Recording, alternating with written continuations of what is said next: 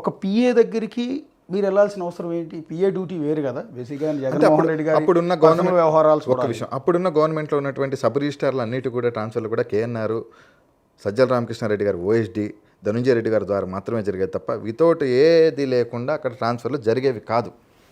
కేఎన్ఆర్ఏ ట్రాన్స్ఫర్లు చేయించేవాడు. కేఎన్ఆర్ చేస్తాడు. ఇక్కడ ఎలా ఉంటుందంటే సబ్ రిజిస్టార్ల వ్యవస్థ అనేది ఎలా ఉంటుందంటే అండి, ఒక 5 నేను చేయించుకుంటాను.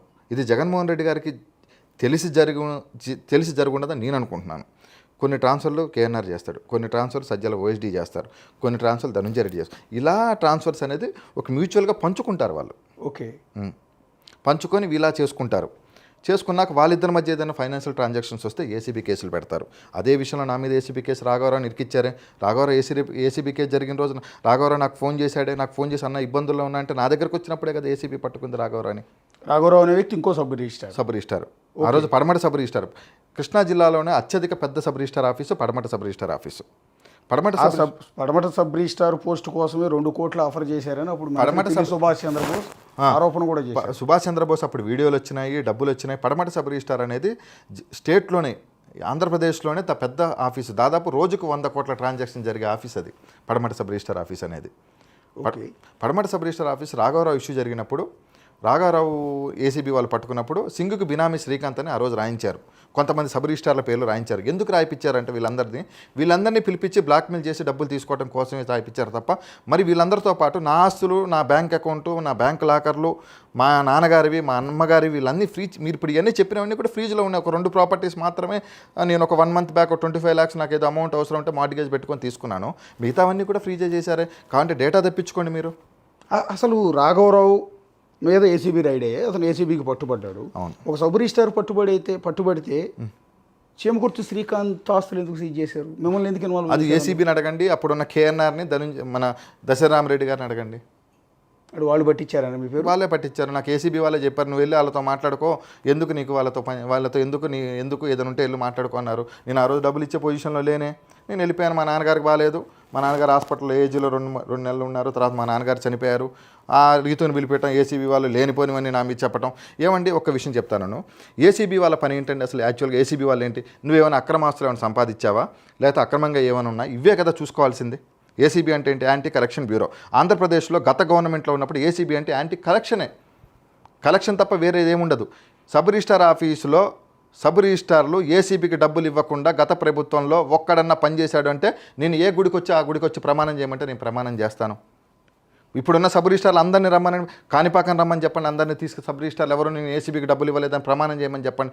ఎవరు వాళ్ళ ఉద్యోగాల అవసరాల కోసం అబద్ధాలు ఆడతారే తప్ప వాళ్ళ తప్పించుకుంటారు. ఈరోజు అందరూ తప్పించుకున్నారు. చివరికి బలిపశువు నన్ను చేశారు కదా. ఇప్పుడు మీ మీద కేఎన్ఆర్, దశరథ రామరెడ్డి వాళ్ళే పెట్టించారు. అంత పగ మీ మీద? అది నాకు అప్పుడు ఏసీబీ వాళ్ళు చెప్పారు. వాళ్ళు చెప్తాను మేము కేసు పెట్టాను నీ మీద, ఏదైనా ఉంటే వాళ్ళతో మాట్లాడుకో అని చెప్పారు. అంటే మీకును కేఎన్ఆర్కి వీళ్ళకి మధ్య ఆ కాన్వర్సేషన్ అంతా కూడా బాగానే ఉంది కదా, మీకు వాళ్ళతో పరిచయం? అంటే దశరామరెడ్డి గారికి నాకు రాఘవరావు గారి ఇష్యూలో గొడవ జరిగిందండి. ఓకే.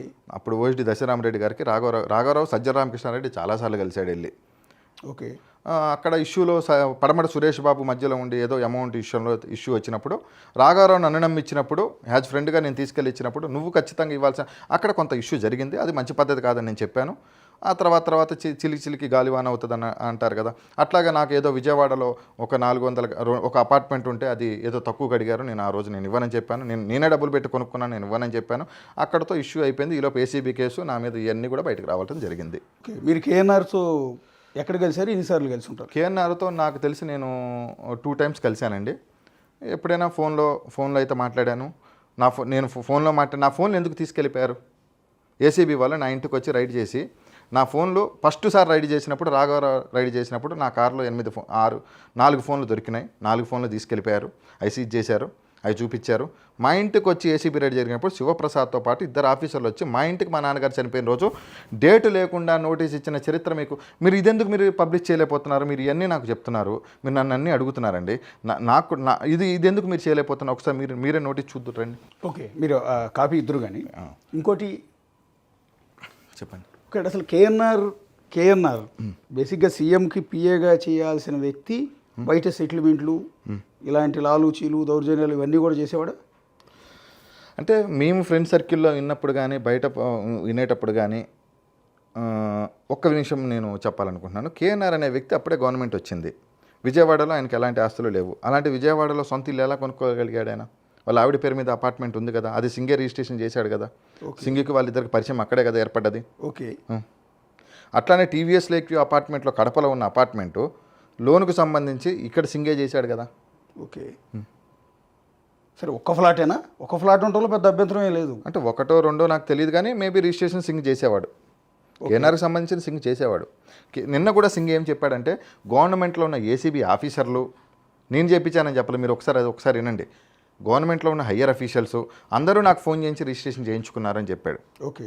క్లియర్గా చెప్పాడు. మీకు ఐడియా ఉందా? ఇంకొకటి చెప్పాడు, శ్రీకాంత్ తన ఆస్తులు తన బంధువుల పేరు మీద పెట్టుకుంటాడని చెప్పాడు. చూసారా, నా బంధువుల ఆధార్ కార్డులు అన్నీ మీకు తీసుకొచ్చిస్తా. నా బంధువుల పేరు మీద ఎక్కడన్నా ఒక్క ఆస్తి ఉన్నట్టు నిరూపిస్తే, నేను చేయించినట్టు ఆంధ్రప్రదేశ్లో ఎక్కడన్నా నా బంధువుల పేరు మీద ఒక్క ఆస్తి ఉన్నా మీరు రండి, నా ఊరికి నేను తీసుకెళ్తాను, నా బంధువర్గాన్ని మొత్తం పరిచయం చేస్తాను, మా అమ్మగారి బంధువర్గాన్ని పరిచయం చేస్తాను. ఒక్క ఆస్తి మా బంధువుల్లో ఎవరి పేరు మీద ఉన్నా కానీ మీరు చెప్పిన దానికి నేను సిద్ధంగానే ఉంటాను. మీరు ధనుంజయ రెడ్డి పేరు కూడా ప్రస్తావించారు మధ్యలో.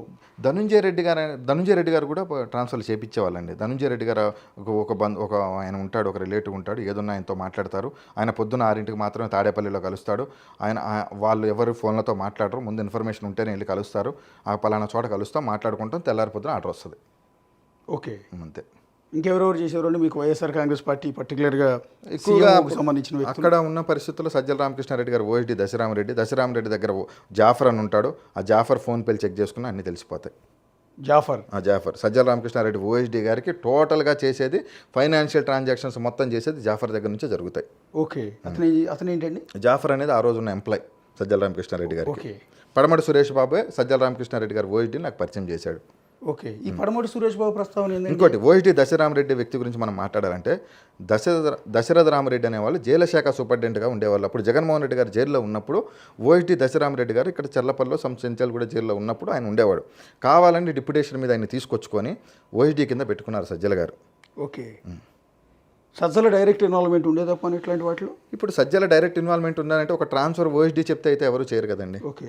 అంటే నాకు తెలిసినంతవరకు ఇప్పుడు సజ్జలు ఉన్నాడంటేనే మనం ఓఎస్డీ దగ్గరికి వెళ్తాం, కానీ లేకపోతే ఓఎస్డీ దగ్గరికి వెళ్ళి ఓఎస్డీతో అయిపోద్ది అనుకుంటే మనం వెళ్ళాం కదా. అంటే ఒక సబ్ రిజిస్ట్రార్ ట్రాన్స్ఫర్ కింద తీసుకునేవాళ్ళు అండి మీకు తెలిసిన దొరకదు. అంటే సబ్ రిజిస్ట్రార్లను నేను తీసుకెళ్ళి పరిచయం చేసేవానండి. వాళ్ళు ఫైనాన్షియల్ మాట్లాడుకునే వాళ్ళు. తర్వాత వాళ్ళిద్దరికి ఏదైనా ఫైనాన్షియల్ ట్రాన్సాక్షన్ వస్తే నాకు చెప్పేవాళ్ళు, పలానా చోట డబ్బులు ఇవ్వలేదు చెప్పు అంటే నేను చెప్పేవాడినే తప్ప అంతకుమించి నాకు ఇందులో ఎలాంటి ఇన్వాల్వ్మెంట్ లేదు. నేను ఎప్పుడైనా రిజిస్ట్రేషన్స్ చేయించుకునే వాళ్ళు నాకు ఎప్పుడైనా పరిచయం ఉంటారు కదా, నాకు ఏదో ఒక రకంగా ఉపయోగపడతారని నేను చేశాను. అబద్ధం ఎందుకు దీంట్లో? నా ఫ్రెండ్షిప్లోనో లేకపోతే ఇప్పుడు సింగ్ ఇన్ని రికార్డింగ్లు చెప్పాడండి. ఎక్కడన్నా సింగ్ నేనుగా ఒక 5 లక్షల రూపాయలు అడగంగా మీరు ఎక్కడైనా ఏ రికార్డింగ్లో విన్నారా? అంటే బేసిక్గా ఇప్పుడు మొన్న ఈ ప్రస్తావన వచ్చిన దగ్గర నుంచి మిమ్మల్ని లైవ్లోకి తీసుకుని మేము మాట్లాడిచ్చిన దగ్గర నుంచి ఒక 30 కాల్స్ వచ్చి ఉంటాయి నాకు. అది కూడా విజయవాడ చుట్టుపక్కల అన్ని పొలిటికల్ లీడర్లు కావచ్చు, సబ్ రిజిస్టార్లు కావచ్చు, కొంతమంది రన్నింగ్లో ఉన్నవాళ్ళు, కొంతమంది మీరు తెలిసిన వాళ్ళు, మీతో పరిచయం ఉన్నవాళ్ళు. వాళ్ళలో ఒక్కళ్ళు కూడా మీ గురించి మంచిగా చెప్పట్లా. అంటే నేను is a real estate broker, mediator. అవునండి. ఇంకా పచ్చిగా చెప్పాలంటే హైదరాబాద్లో అమ్మాయిలతో వ్యాపారం చేస్తాడు. చూపిమనండి ఒక అమ్మాయితో నేను వ్యాపారం చేసినట్టు. ఏ అమ్మాయినైనా చెప్పండి. సినిమా అప్కమింగ్ హీరోయిన్లందరినీ కూడా మీరు గోవా తీసుకెళ్లి బిజినెస్ చేస్తుంటారు అనేది మీ మీద ఉన్న అలిగేషన్. చాలామంది చెప్పింది నిజమని కాదు. ఇక్కడ మేము వచ్చిన ఆరోపణలను క్లారిటీ తీసుకునే ప్రయత్నంలో బాగా అడుగుతున్నాం. దానికి సంబంధించిన ఆధారాలు ఎక్కడ కూడా లేవండి. మీకు అది అనిపిస్తుందా? సినిమా ఇండస్ట్రీలో అప్కమింగ్ హీరోయిన్తో కానీ ఛాన్సుల కోసం వెతుక్కుంటున్న అమ్మాయిలతో మీకు పరిచయాలు ఉన్నాయా? ఒక్క నిమిషం, నాకు అర్థం. ఛాన్సుల కోసం వెతుక్కున్న వాళ్ళతో నాకు పరిచయాలు ఉన్నాయి. నాకు ఇండస్ట్రీలో చాలామంది పరిచయాలు ఉన్నమాట వాస్తవం. నేను రీతు చౌదరి అనే అమ్మాయి ఇండస్ట్రీ అమ్మాయినే చేసుకున్నాను. ఆ అమ్మాయి ద్వారా నాకు చాలామంది ఫ్రెండ్స్ పరిచయం. అందరూ నన్ను అన్నయ్య అని పిలుస్తారు తప్ప, మేము అందరం ఫ్రెండ్ సర్కిల్లో ఉంటాము, సరదాగా ఉంటాం తప్ప ఈ రకమైనటువంటి వాళ్ళు చేయరు. నేను ఏ రోజు వాళ్ళని అడగలేదు అట్లా. ఎప్పుడు వాళ్ళని కూడా మేము చూడలేదు ఎప్పుడు అట్లా కూడా. For more videos like this, subscribe Big TV channel.